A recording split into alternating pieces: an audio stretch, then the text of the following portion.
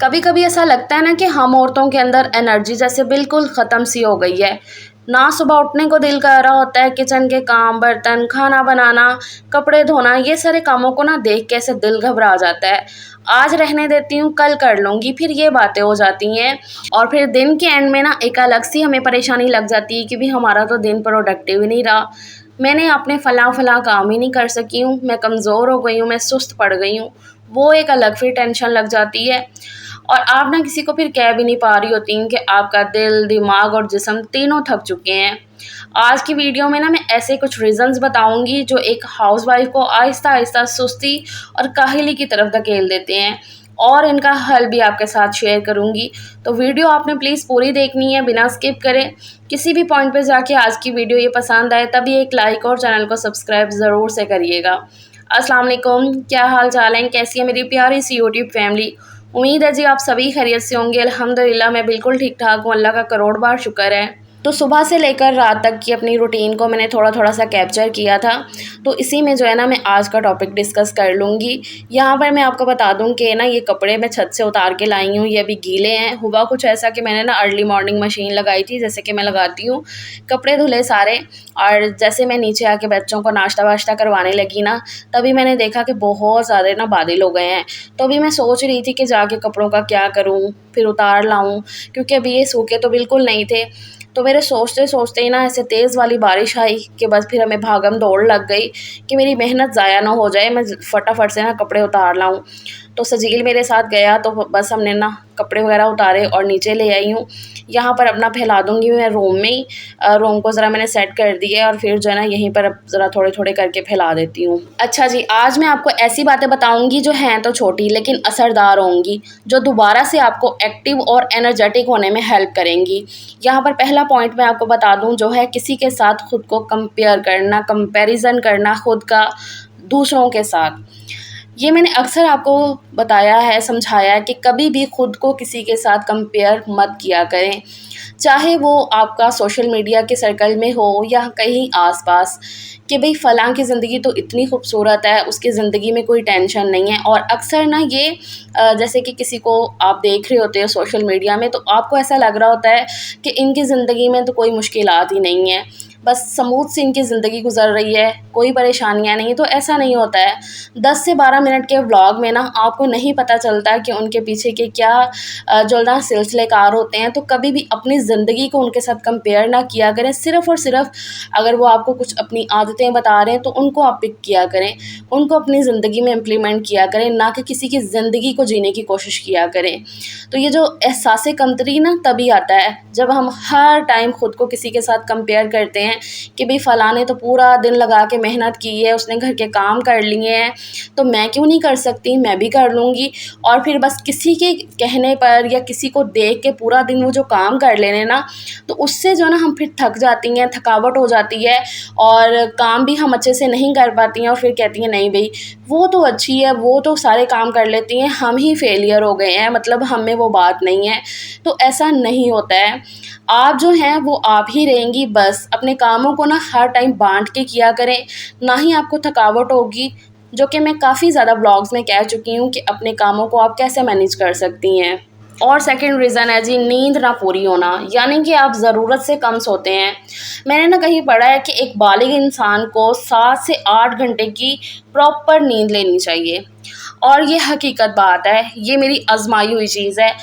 अभी कुछ दिन पहले की बात है, कुछ दिन नहीं कुछ महीनों पहले की बात है कि मेरी ना तबीयत बहुत ज़्यादा डाउन सी रहने लग गई, मतलब मैं खुद को बड़ा ही लो फ़ील कर रही थी।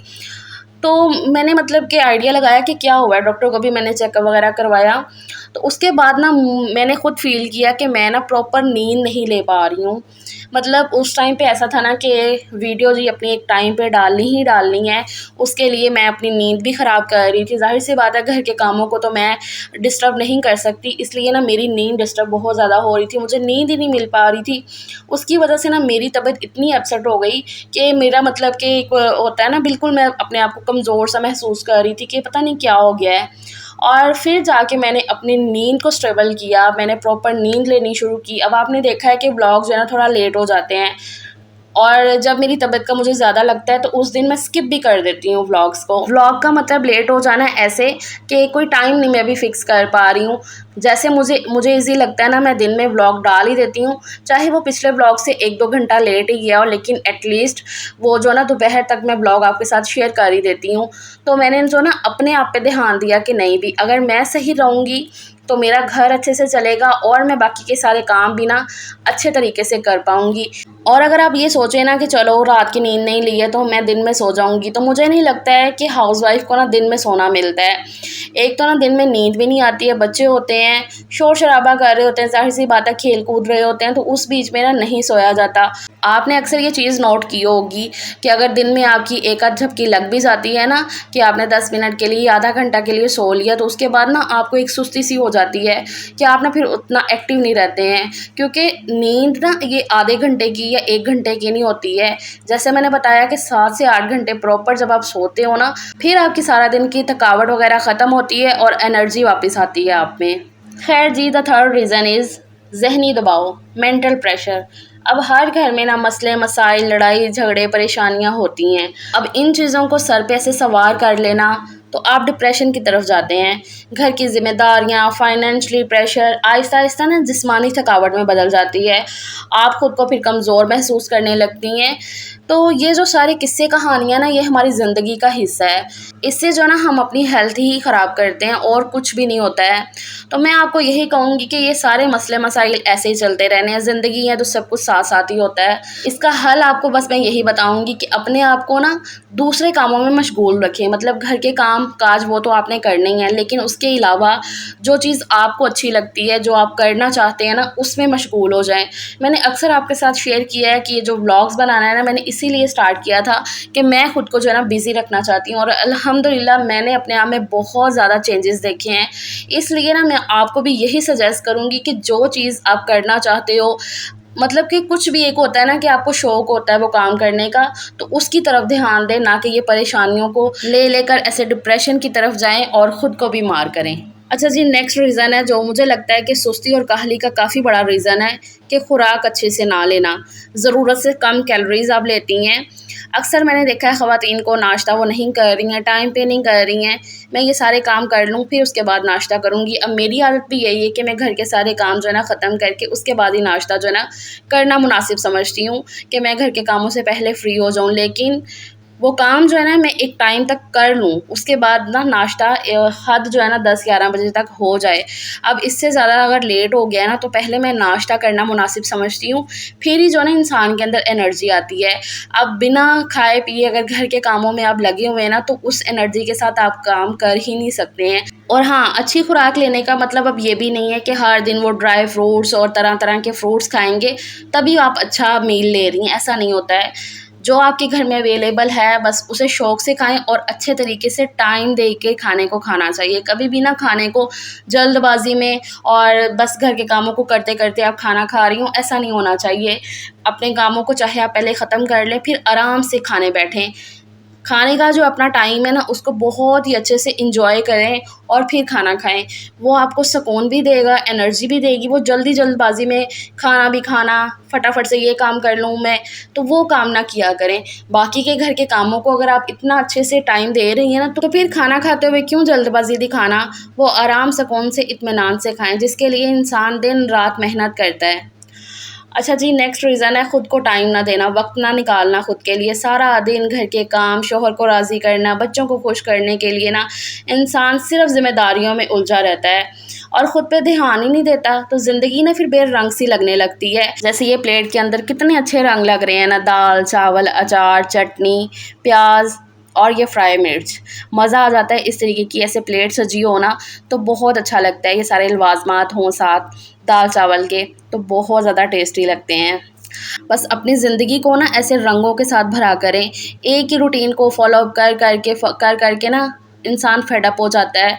तो अपनी ज़िंदगी में ना बहुत सारे चेंजेस लाया करें, वो अपने तरीके से जैसे आप कर सकते हैं। खुद का ख़्याल रखा करें। ये जो ज़िंदगी आपको मिली है ना, इसकी कदर करें और सुकून के साथ ज़िंदगी को जिया करें। कोई आपको आके नहीं कहेगा कि आपने खुद का ख्याल नहीं रखा, या आप अपनी कोई स्किन केयर कर लो, या आपने इस तरीके के जूते पहन लो, ऐसा सूट ले लो, या आपने खुद ही करना है खुद के लिए। जैसे मैं आपको ना आज बता देती हूँ। अच्छा, मैं ना सुबह बड़े एक्टिव मूड में उठी, मैंने मशीन लगाई, कपड़े धोए, लेकिन जैसे वो बारिश वगैरह आई ना, तो वो कपड़े एकदम से मैं उतार के लाई ना, तो थोड़ा सा मेरा ना मूड ऐसे अजीब सा हो गया कि थोड़ा जैसे ना ख़राब सा मूड हो गया। खैर उसके बाद मैंने स्किन केयर करके खुद को ज़रा खुश किया, खुद का ख्याल रखा, और घर के काम जो है मैंने फटाफट से निपटाए। और ब्लॉग भी आज मैंने बस उतना उतना ही बनाया। और फिर बस रात का खाना शाना खाया, वही दाल चावल। और हस्बैंड आए तो वो मुझे कहते हैं कि चलो आओ बाहर चलते हैं। जब वो देखते हैं ना कि मेरा ज़रा मूड थोड़ा सा ऐसे अपसेट है, तो मुझे अक्सर कहेंगे कि चलो आओ ज़रा बाहर घूम के आते हैं। यकीन करें, आपका लाइफ पार्टनर जब आपकी ज़िंदगी में ऐसा केयर करने वाला हो, आपका ख़्याल रखने वाला हो, आप उसका ख़्याल रखने वाले हो ना, तो ज़िंदगी बहुत ज़्यादा खूबसूरत होती है। इससे बेहतर ज़िंदगी नहीं कोई होती है। तो मैं अल्लाह का करोड़ बार शुक्र अदा करती हूँ। ये जो सारे पॉइंट्स मैंने आपके साथ डिस्कस किए हैं ना, यकीन करें कि मेरी ज़िंदगी का निचोड़ है कि ये जो 14 साल की लाइफ है ना शादी के बाद की, क्योंकि शादी के बाद ही आपको अक्ल आती है। वो कहते हैं ना कि वटिया तो गोल कैन जो है वो कहना मैं ठेडे खा खा के। तो ये पंजाबी की कहावत है, जो पंजाबी जानते हैं ना वो समझ गए होंगे। तो बस ये मैंने अपना एक्सपीरियंस आपके साथ शेयर किया है कि मेरी जो बहनें ऐसी परेशानियों का शिकार हैं, तो वो अपने आप को जो है ना सुकून भरा बना सकें और अपनी ज़िंदगी में बहुत सारे बदलाव ला सकें और ख़ुद को पुरसकून करके हैप्पीली लाइफ गुजार सकें। आज की मेरी ये वीडियो को आपने ज़्यादा से ज़्यादा शेयर करना है, ताकि मेरी बहुत सी बहनों के पास मेरी ये वीडियो जाए और बहुत कुछ उन्हें सीखने को मिले। तो ज़्यादा से ज़्यादा वीडियो को प्लीज़ शेयर कर दीजिएगा। चलो फिर कल मिलते हैं एक नए व्लॉग में। अपना बहुत सा ख्याल रखिएगा। Take care. अल्लाह हाफिज़।